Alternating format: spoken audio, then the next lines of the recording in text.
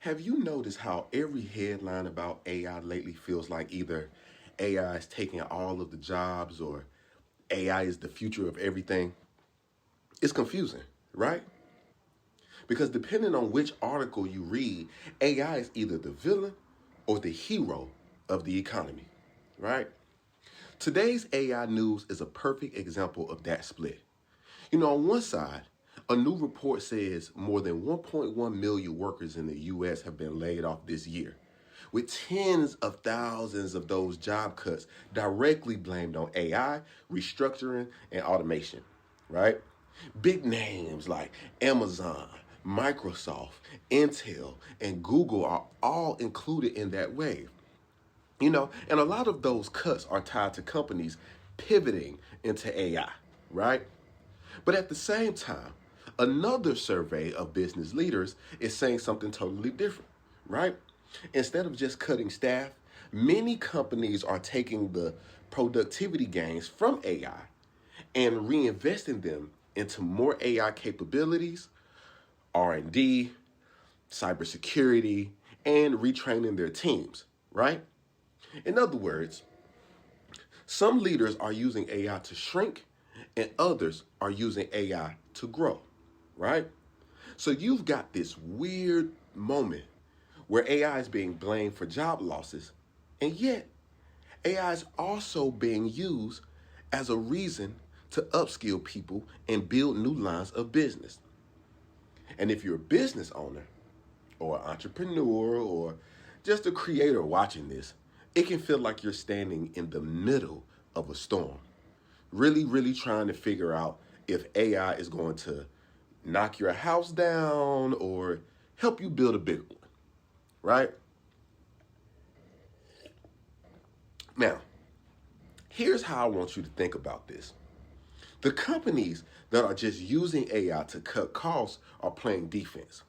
The companies that are using AI to reinvest or to create new offers or to serve more customers with the same team are playing offense, right? And you get to choose which side you're on.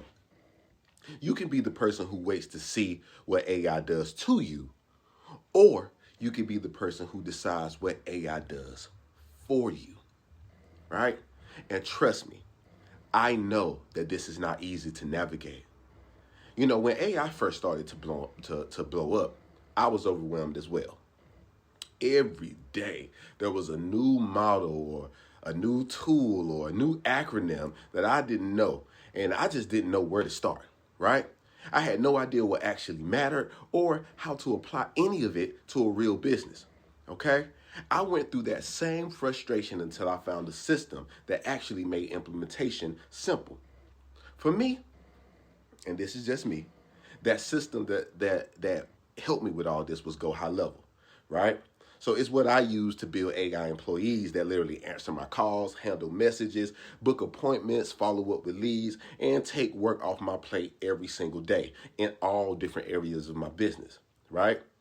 Now, if you're trying to figure out how to do that inside your own business, then there's a link in the description that gives you a free 30-day trial, plus live coaches who literally walk you through the setup step by step so you're not doing it alone. I don't know if it can help you or not, but it definitely helped me. Okay? Now, while the job stories grab attention, there's something else happening underneath the surface, right? AI is reshaping where the money flows. Okay? A new piece out of the energy and climate world says investors are hunting for clean tech and infrastructure buyouts. Why? Because of the AI boom, right? Because all of these AI models need power. They need data centers. They need cooling, right? They need networking and they need hardware.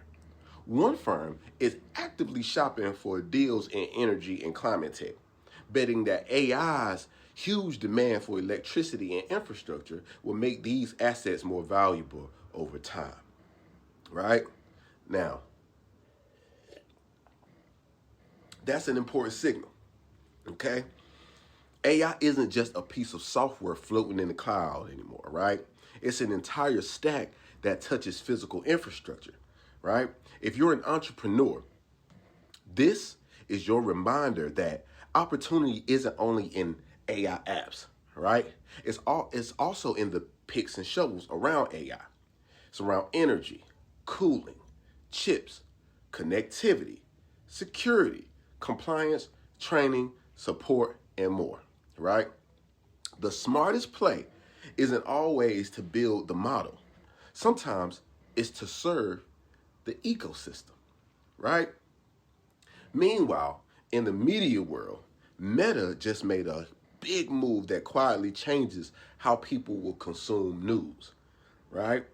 After killing its dedicated news tab and cutting traditional publisher deals, Meta is now bringing real-time news back to its platforms. But this time, it's powered by AI. They signed multi-year content licensing agreements with outlets like CNN, Fox News, USA Today, and others, so that their AI systems can summarize, surface, and remix live news directly inside feeds and chat experiences. Now, think about what that means. Really think about it, right? Instead of you going to a news site, AI will increasingly bring you news, right?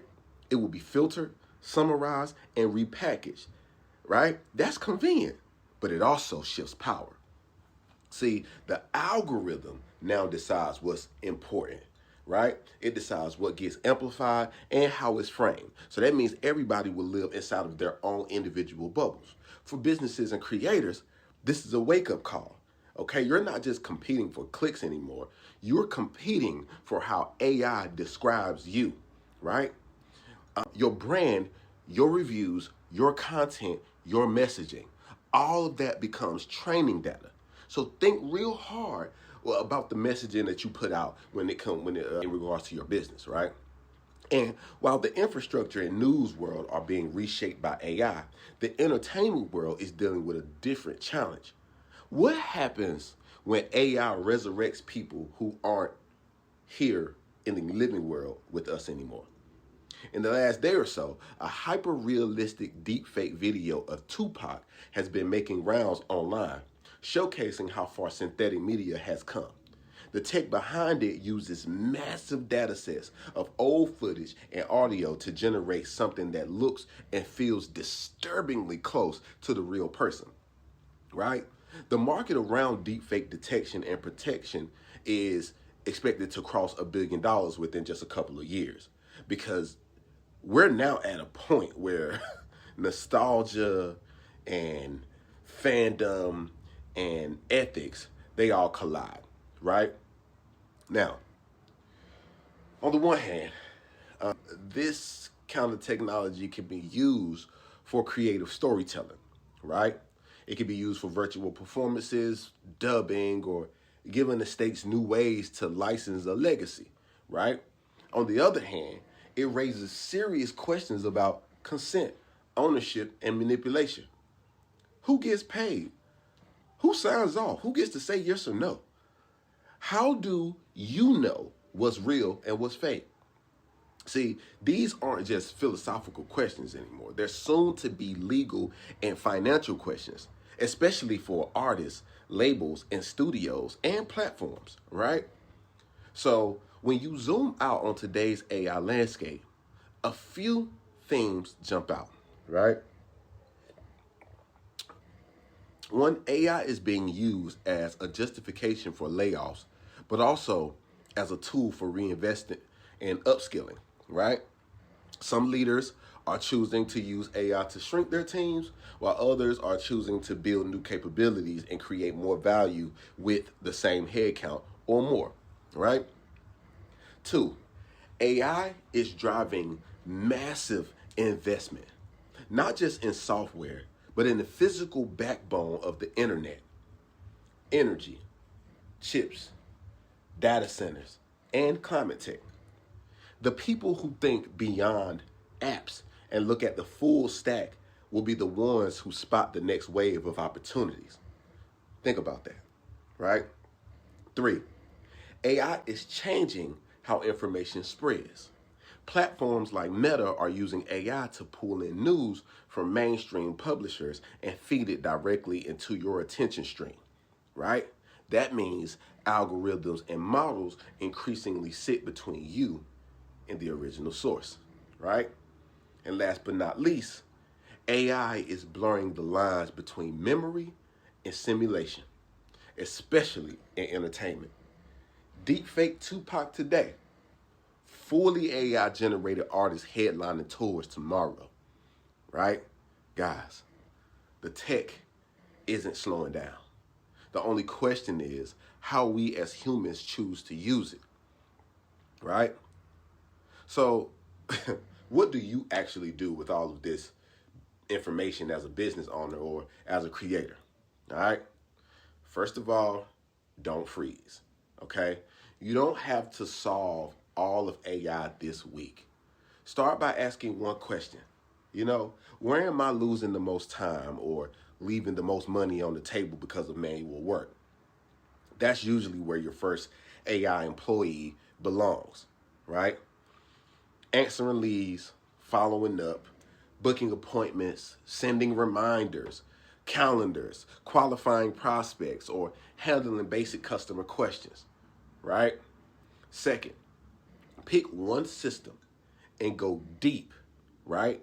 Instead of chasing every shiny tool, okay?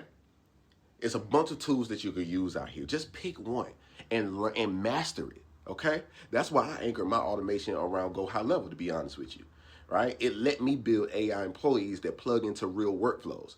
It calls, texts, DMs, pipelines, calendars, system builds, courses, all of that, right? Instead of stacking random tools that don't talk to each other, if you're at that stage where AI feels overwhelming and you're tired of trying to duct tape things together, like me, the link in the description will give you a free 30-day trial of the exact system that I use, okay?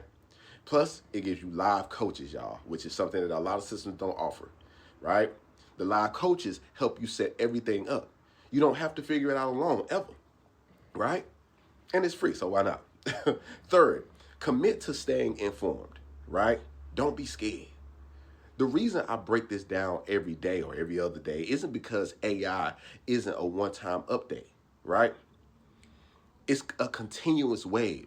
If you ride it with intention, you can build faster, smarter, more resilient businesses.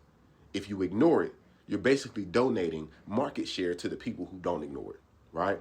AI is not here to replace your ambition, your creativity, or your vision, right? It's here to amplify the people who are willing to learn how to use it. So just learn how to use it, okay? Now, if you found this breakdown helpful, make sure you subscribe and share this with someone who's trying to make sense of AI right now, okay?